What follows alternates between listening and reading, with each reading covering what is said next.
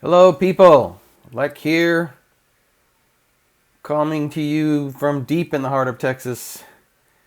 God knows how many days into quarantine. Today I want to talk about the one, the only, Ferdinand. A mysterious tank, but a really good tank. Now this tank, to give you some backstory, has been a long controversy in our clan. There's been two very distinct groups, the J Panther 2 group and the Ferdinand group. I never really took sides. I did get the J Panther 2 first because of the fact that I was going up that line, and I did like the fact that it had more DPM. So I kind of was on the J Panther 2 side, but I really couldn't comment because I didn't have both tanks. I recently did finally get the Ferdinand, and I have to say, it is actually a really great tank. So it's kind of a weird tank. It sits in the tech tree in the middle here. So some people don't really ever get it because you're going up the Jaegeru line and you just pass it, or you go up this weird line. But there it is. It used to be in a different spot on the tech tree, but they've changed it around. But it's actually a very interesting tank, and I think the best way to start is to compare it to the J Panther 2. So let's take a look at the two tanks next to each other. I will start by saying that it's kind of important to note that the preference of one versus the other really comes down to your personal style of play. I don't think there's a simple, yes, this one's better or that one's better. It just really depends on the person playing the tanks. So right off the bat, you can see the J Panther 2 has a huge advantage on DPM. That's a no-brainer there. It's almost 300 more, and that does make a difference. It's one of the highest DPM tanks in Tier 8. Ferdinand is not bad at 2731, but the YAG is quite a bit higher. The other advantage, which is huge, is the speed. The J Panther 2 is really quick. I mean, goes 55, has a very high traverse. It's super nimble, big difference. For me, and one of the reasons I actually have an easier time playing with the Ferdinand, is the gun depression and the aiming arc. These two factors for me are massive. I mean, I spoke about this before with the Hori Type 2. I had a similar problem that I do with the J Panther 2. The tank is nimble and has a very small aiming arc, so I tend to miss a lot of shots because of that, because any small movement completely resets the reticle. I have the same issue with the J Panther 2, and because of that, I sometimes tend to struggle with the tank. The Ferdinand, because it's slower and has a much bigger aiming arc, I miss a lot less shots. I'm able to hit a lot more shots, which is a huge advantage for me. Now, if that's not something that bothers you, the J Panther 2 is probably a better tank for you. So overall, the YAG has definitely better stats, but there are some key advantages to the Ferdi that make it a very viable tank. The last thing I want to do is compare the armor. So let's take a look at the armor inspector for both of the two tanks. So the view right here actually is a little bit deceiving. It kind of makes it look like the Ferdi has way more armor than the JP2, which is not exactly true. So this section right here, the upper section on the JP2, is actually really, really strong. It's like a pink here, but it's essentially completely impenetrable. I want to be very clear on that because it's so angled. This lower area right here, the front part of the tank, is extremely penetrable, and that's one of the issues with the J Panther 2. It doesn't have a lot of gun depression, so you have to poke out to shoot, and people just absolutely annihilate that part of the tank. Ferdinand has much different armor than that. It's got sort of an even armor all the way across the front, but the tank is kind of flat, so you have to use that 15-degree gun arc. You have to use the gun depression. See, I mean, you can see this 214. I mean, an AP round from a medium will bounce, but any heavy and any heat round will go in. So you need to use this gun arc right here. Just angle the tank, angle it back, use the gun depression. You can see you start to get angles that are a lot bouncier. But it's not impenetrable. Heat, APCR will go through. You just have to be very careful on how you use it. But you'll see in the replays that you can still be very aggressive and get a lot of bounces. So my first match is actually funny because this is actually the first time I ever drove the Ferdinand. It's not the most exciting match. It's a bit of a noob fest, but it kind of shows you what the tank can do if if you're being really aggressive, which is actually how I play this tank. I think the tank that is most similar for me to this is actually the Badger, because I just sort of just push. I mean, it's not fast. You have to push, otherwise you get caught behind the team, and then you can get flanked. And it has enough armor that you can really be aggressive and get away with it. Just don't go crazy. So I'm kind of taking a spot here that normally you would take with a medium, but I have the gun depression and the DPM that I'm comfortable being over here. The team is actually all going to the same side for a change, so that's nice. But one of the things I love about this tank, and also the J-Panther 2, is this gun. It's so accurate. I mean, it's a laser cannon. First shot right into a 49 for a huge hit, HE, and he's on fire. So the other team is a bit, well, let's just say not great, but I can kind of tell how things are going, so I can already start pushing pretty aggressively.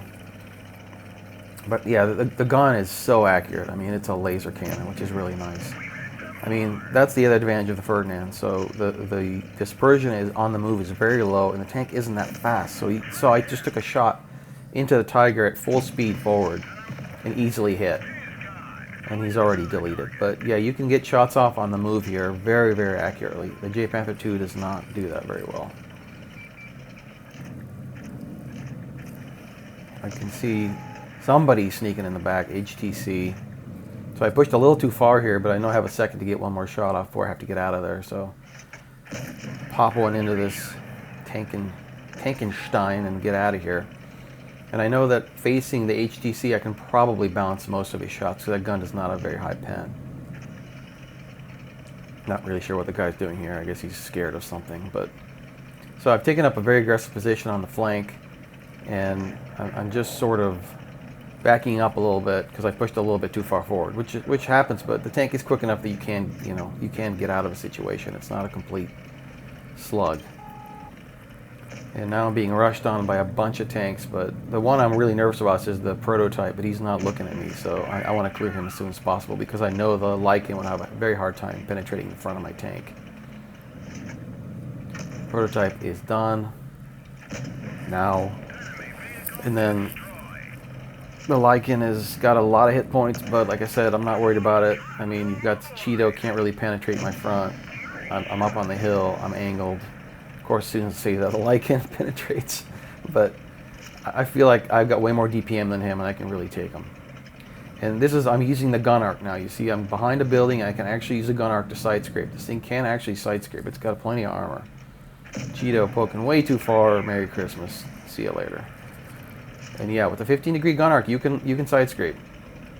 Just don't show them too much side, because they will nuke you. But I mean, this is a pretty straightforward match. Not the most exciting match. The next one's a lot better, but kind of a farm fest. Good way to start my Ferdi career. So the only thing left is that HTC, and I'm trying to get the last kill. Got a really nice shot into the front plate here. This gun is so accurate. I mean, it's so accurate.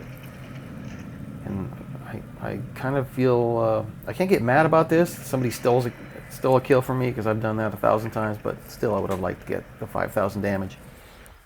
Anyway, great match. 48-66, first match ever with the tank. What a start. You saw I was very aggressive, pushed to the flank, and really put down a lot of damage. That's something this tank does really, really well. Alright, so match number 2. A lot more exciting. I'm platooning with Ronan in his horrible AT-15. And I noticed right off the bat we have a pretty good platoon against us. So I'm kind of trying to keep an eye on them. I wasn't overly aggressive in this match like the first one because of the map, obviously, but also just because I kind of knew the team going against us would be better, and I assumed that their platoon would immediately go to the middle. So, and of course, that's exactly where they went. So I'm actually pushing to the left side here. Again, this map is good for this tank because you have the gun depression, you have the arc, and there's a lot of long distance shots here. So you know, having an accurate cannon is really nice. And I'm basically just trying to cover the middle because I know they're all going to be up there. I know there's somebody sitting right there, blind shot, and I think I actually hit him. I think it was a T-54. I'm pushing up to the left because nobody has crossed the tracks, so I love sitting up here by this little house. I think it was Bushka that actually first kind of talked about what a great spot that is, so I think I stole that from him. This 54 pushing way too far forward, so easy target. This gun goes right through the front of the 54. And the JP2 has crossed the track, so I need to kind of watch the left side, but you can't miss that shot. See, I mean, the gun, the aim time, the dispersion is so tight. The gun just snapshots people from across the map. It's just fantastic. And our team is kind of starting to fade on the right side, so I know that we're in a little bit of trouble. I'm not doing a very good job protecting my platoon mate, I will admit, but in my defense, he's in an AT-15, so what am I going to do? So you can see that we're kind of starting to lose it on the right, but we're winning on the left, so I'm being a little bit more aggressive, trying to clear that tank for sure. 120, you see one of those, just kill it. Get rid of the 120 at all times. I don't know where the JP2 is, but I figure I got to take, even if I take one, it's fine. If it means I get to kill this guy. And I did, but you can see now it's down to 4 against 5, and the right side is crumbling. JP2 finally shows up. And I don't know why he only hit me for 200. I don't think that was an HE, so he's obviously an idiot. And I got so many more hit points on him that I'm just going to rush him. And with 460 alpha, which I love, you can just clear him with one shot. 3 on 4.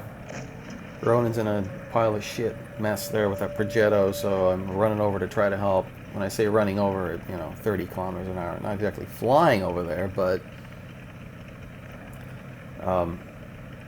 he's done a great job of staying alive, considering he's basically the only tank still alive. That on the other side, that's the advantage of the 15. It can bounce a ton of shots.